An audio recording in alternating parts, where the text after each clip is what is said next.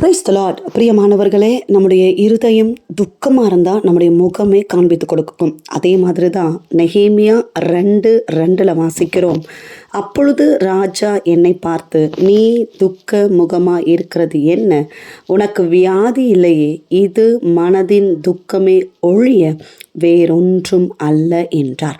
பிரியமானவர்களே, நெகேமியா துக்கத்தோடு இருக்கிறார். அலங்கம் இடிக்கப்பட்ட அந்த சூழ்நிலையில், என்னுடைய தேசத்தில் இந்த எருசலேமில் அலங்கம் சுட்டரிக்கப்பட்டிருக்கிறதே, அதை எப்படி போய் நான் கட்டப்போகிறேன் என்று சொல்லி துக்கத்தோடு வேதனையோடு இருந்த காரியம் அவருடைய முகத்தில் காண்பித்து கொடுத்தது. நடந்த எல்லாவற்றையும் சொல்லுகிறார். பரலோகத்தின் தேவனை நோக்கி ஜெபம் பண்ணுகிறதையும் நம்ம பார்க்கிறோம்.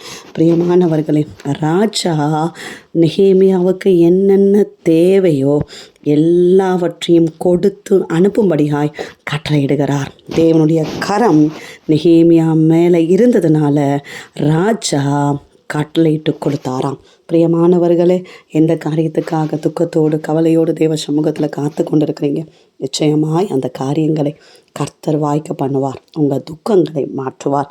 God bless you. கர்த்தர் தாமே உங்களை ஆசீர்வதிப்பாராக.